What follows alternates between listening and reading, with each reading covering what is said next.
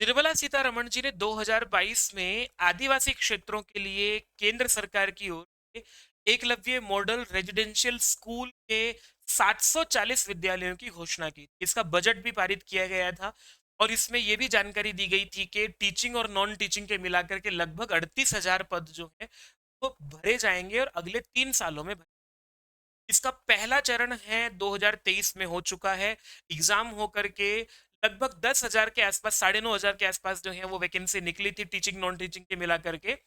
उनकी ज्वाइनिंग होने की प्रक्रिया अभी जो है वो चल रही है, बाकी सब कार्य उनका हो चुका है। तो दूसरा चरण उसका 2024 में निकलना है और तीसरा चरण 2025 में हो। तो आपके पास अभी आने वाले 2 वर्षों में ईएमआरएस की कंफर्म वैकेंसी है और 37,000 में से अगर 9,500 वैकेंसी भरी गई है तो आप लोगों के पास 28-29,000 वैकेंसी का अभी भी संभावनाएं हैं।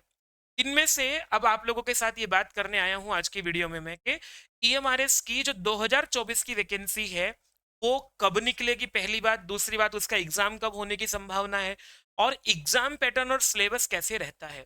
साथ ही साथ आज की वीडियो में मैं आप लोगों को यह भी जानकारी दूंगा कि एकलव्य मॉडल रेजिडेंशियल स्कूल होता क्या है, क्योंकि जहां अध्यापक बनना है, जहां सपना बुनना है अपना, उसके बारे में पूरी जानकारी होनी चाहिए आप लोगों को। तो मैं आप लोगों को बताता हूं कि ये लोगो है ईएमआरएस का और 1997-98 से इन विद्यालयों की शुरुआत की गई थी। एकलव्य आदर्श आवासीय विद्यालय, ध्यान रखना ये आवासीय विद्यालय है पर पूर्णतः आवासीय नहीं है। इसके बारे में अभी आगे बताएंगे आप लोगों को। 480 छात्र जो हैं एक विद्यालय में होंगे, कक्षा 6 से कक्षा 12 तक का ये इंटर कॉलेज होगा और इसमें नवोदय विद्यालय की तरह से ये विद्यालय रहेगा। जैसे कि आप लोगों ने नवोदय विद्यालय देखा होगा कि जहां वो तो फुल्ली रेजिडेंशियल होता है, वहां तो पूर्णतः आवासीय होता है, दिन रात्रि में बच्चे वहीं रहते हैं, पर ये डे बोर्डिंग विद्यालय होंगे। ठीक है। इसके अतिरिक्त आप लोगों को यहाँ ये जानकारी दूं कि इसमें एक कक्षा के 2 सेक्शन हो सकते हैं, एक सेक्शन में 30 विद्यार्थी होंगे। तो पढ़ने की बहुत सुंदर व्यवस्था जो है यहाँ पर बनाई जाएगी। 10% सीटें ऐसी हैं जो आवासीय अतिरिक्त जो आदिवासियों के अतिरिक्त गैर अनुसूचित जनजातियों के लिए है। बाकी जो है वो 90% सीटें जो है वो अनुसूचित जनजातियों के लिए ही हैं। तो अपने आप में ये एक अच्छा उपक्रम केंद्र सरकार की ओर से है, जहां आदिवासी क्षेत्रों के विद्यार्थियों को मुख्य धारा में लाने का प्रयास किया जाएगा। आप लोग अगर अध्यापक बन के कुछ करना चाहते हैं, समाज में योगदान करना चाहते हैं, तो मुझे लगता है कि इससे बढ़िया अवसर और कोई नहीं हो सकता है, जहां आपको ऐसे क्षेत्रों में जाकर के काम करने का अवसर मिलेगा जहां शिक्षा अभी तक नहीं पूरी तरह से। इसकी पूरी बॉडी उसी तरह से होती है जिस तरह के केंद्रीय विद्यालयों की होती है, नवोदय विद्यालयों की होती है। तो आप लोगों को शुल्क बता देता हूँ। आवेदन शुल्क जो है वो प्रिंसिपल के लिए 2,000 रुपए का आवेदन होगा इसका। टीजीटी पीजीटी के लिए 1,500 रुपए और नॉन टीचिंग के लिए जो है वो 1,000 रुपए शुल्क आवेदन करने के लिए रखा गया है। एक विद्यालय में जो पीजीटी हैं वो उनकी संख्या 11 होगी। अलग अलग विषयों के 11 अध्यापक जो है, तो इनमें से संस्कृत को जो है वो थर्ड लैंग्वेज के रूप में रखा गया है। और टीजीटी के जो है एक एक विद्यालय में 12 अध्यापक होंगे, है ना। इसमें भी संस्कृत को थर्ड लैंग्वेज के रूप में रखा गया है। संस्कृत के बारे में अगर आप लोगों को जानकारी दूं, पीजीटी के पिछली बार जो है वो लगभग 97 पद निकले थे, जो कि आधे से ज्यादा, कुल मिलाकर के थर्ड लैंग्वेज के जितने पद हैं उनमें आधे से ज्यादा पद संस्कृत के थे। और इसी तरह से जो है वो टीजीटी के पद भी अगर आप लोग देखोगे 650 पद जो है निकले थे, उनमें से 358 पद संस्कृत के थे। तो आधे से ज्यादा पद संस्कृत के यहीं पर हैं। थर्ड लैंग्वेज में संस्कृत अपने आप में एक बहुत बड़ा अब संभावनाएं हैं यहाँ पर अध्यापक बनने की, और आप लोगों के लिए बड़ा क्षेत्र है तैयारी करके जहां अध्यापक बनने का सुअवसर 2024 में आप लोगों के पास है। यहाँ जो एग्जाम होगा ये पेन पेपर बेस होगा, ऑफलाइन एग्जाम होगा। पहले ऑफलाइन एग्जाम हुआ था, इस बार भी ऑफलाइन एग्जाम होगा। और जो पेपर इसमें पेपर में जो है वो कॉमन सेक्शन भी है और आप लोगों का विषय भी है। कॉमन सेक्शन हिंदी इंग्लिश दोनों मोड में रहेगा और जो आप लोगों का संस्कृत वाला विषय है वो संस्कृत में ही रहेगा। मैं अगर आप लोगों को पीजीटी की बात करूं, पीजीटी का एग्जाम पैटर्न कैसा रहेगा, तो इसमें आप लोगों को कुल मिलाकर के 150 नंबर का पेपर होगा। 150 में से जो 20 नंबर हैं वो भाषा के रहेंगे, जिनको पास करना अनिवार्य होगा। इसमें से कि आप लोगों को जनरल हिंदी 10 नंबर की रहेगी और जनरल इंग्लिश जो है वो भी 10 नंबर की रहेगी। इसमें से 40% अंक लाना अनिवार्य है। अगर आप लोग जो है वो इसको 40% अंक नहीं लेकर के आते हैं तो आप लोग इसको पास नहीं कर पाओगे, जैसा कि बहुत सारे विद्यार्थियों के साथ अभी 2023 में हुआ था। तो अंग्रेजी की ठीक ठाक तैयारी करनी पड़ेगी। मैं आप लोगों को बाकी सब कुछ बताने से पहले ये बता देता हूँ। हिंदी में तो 10 नंबर में से आप लोग ले ही आओगे, 10 प्रश्नों में से कर ही लोगे, लेकिन अंग्रेजी के 10 प्रश्न करना विद्यार्थियों के लिए मुश्किल रहा है पिछली बार।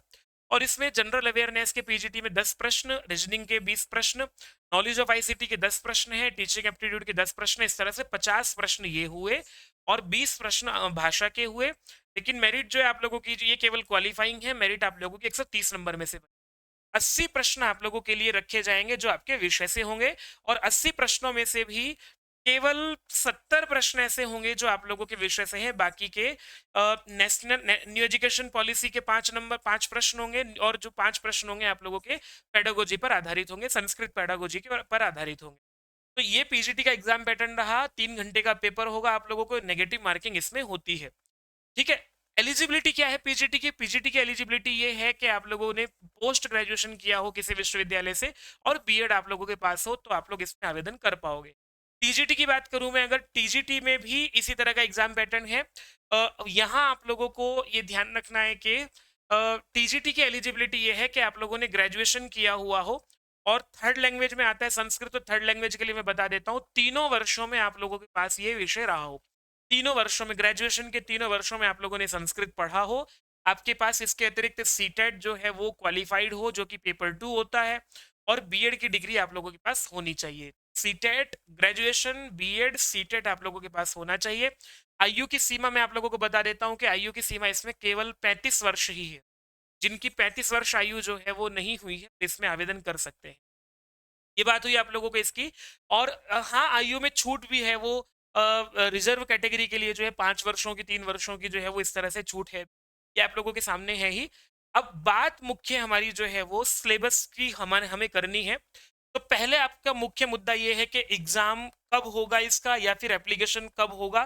तो मैं आप लोगों को आवेदन की जानकारी दूं कि इसके आवेदन जो है वो अर्जुन मुंडा जी ने अपनी एक सभा को संबोधित करते हुए ये जानकारी दे दी थी कि वैसे तो ये आचार संहिता लगने से पहले ही उन्होंने ट्वीट भी कर दिया था और घोषणा भी कर दी थी कि हमने रास्ता साफ कर दिया है वैकेंसी का।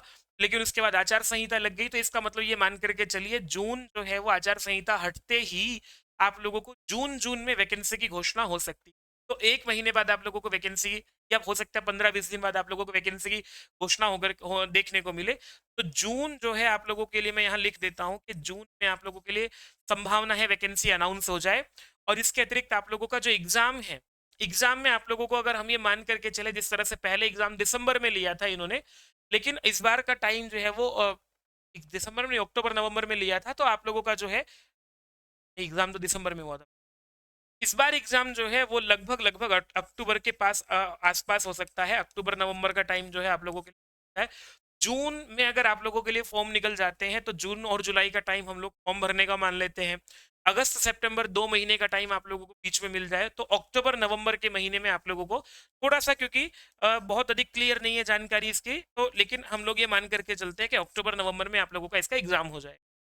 सिलेबस क्या है, एग्जाम पैटर्न क्या है, तो एग्जाम पैटर्न पर चर्चा कर ली है, सिलेबस पर बात कर लेते हैं हम लोग आप लोगों के साथ अभी। इसका सिलेबस इन्होंने पहले से अनाउंस किया, और एक अच्छी बात यह है संस्कृत में कि टीजीटी पीजीटी दोनों के लिए एक ही सिलेबस। ठीक है। सिलेबस में आप लोगों को बताया है इन्होंने कि संस्कृत साहित्य में जो है उसका संस्कृत साहित्य का इतिहास से प्रश्न पूछे गए हैं। 70 प्रश्न आप लोगों को पूछे जाएंगे, उनमें से संस्कृत साहित्य के इतिहास से प्रश्न रहेंगे। इसके अतिरिक्त लौकिक साहित्य में जो है वो कादंबरी का कथामुखम लगा है, नलचंपू का प्रथम उच्छ्वास लगा हुआ है, शिशुपाल वधम का प्रथम सर्ग लगा है, अभिज्ञान शाकुंतलम पूरा लगा हुआ है, मृच्छकटिकम पूरा लगा हुआ है। ये आप लोगों को लौकिक साहित्य हुआ। बिल्कुल यूपी पीजीटी वाला एग्जाम है। मतलब कोई व्यक्ति जो है वो ईएमआरएस का एग्जाम देना चाहता है, उसके साथ साथ यूपी पीजीटी भी जो है उसके लिए आराम से, यूपी पीजीटी का भी एग्जाम होगा। मैं आप लोगों को बता देता हूँ, नया आयोग बन गया है। नया आयोग पहले 2022 वाली वैकेंसी की जो है वो एग्जाम कराएगा, उसके बाद यूपी पीजीटी का, टीजीटी पीजीटी की नई वैकेंसी आएगी, और बड़ा नंबर अपने आप में वो होगा। ठीक है। तो इसका ये हुआ। इसके अतिरिक्त आप लोगों को दर्शनों के सामान्य परिचय से प्रश्न होंगे, श्रीमद् भगवद गीता पाठ्यक्रम में है। तर्क संग्रह, सांख्यकारी का वेदांत सार, ये जो है वो दर्शन वाला पाठ्यक्रम हुआ। कुछ अलंकार लगे हुए हैं जिनका है रससूत्र है, काव्य का लक्षण प्रयोजन शब्दवृत्ति विषय हुआ। 10 रूपक से नाटक के पारिभाषिक शब्दावली पूछी जाती है। छंदों का सामान्य ज्ञान आप लोगों को होना चाहिए। भाषा के उद्भव, विकास, ध्वनि परिवर्तन, अर्थ परिवर्तन से प्रश्न पूछे जाएंगे। सिद्धांत कौमुदी के आधार पर आप लोगों को कारक विभक्ति प्रकरण और समास प्रकरण जो है लघु सिद्धांत कौमुदी के आधार पर पूछा जाएगा। कृत, तद्धित और स्त्री प्रत्यय में जितने प्रत्यय यहाँ लिखे हुए हैं उनको पूछा जाएगा। ये आप लोगों का पाठ्यक्रम है। तो इस तरह से विद्यार्थियों, अब आप लोगों के पास पहले से जानकारी है कि जून में फॉर्म निकलेंगे और अक्टूबर नवंबर में आप लोगों का एग्जाम हो जाएगा। तो सीधी सी बात है विद्यार्थियों, तैयारी करने में विलंब मत कीजिएगा।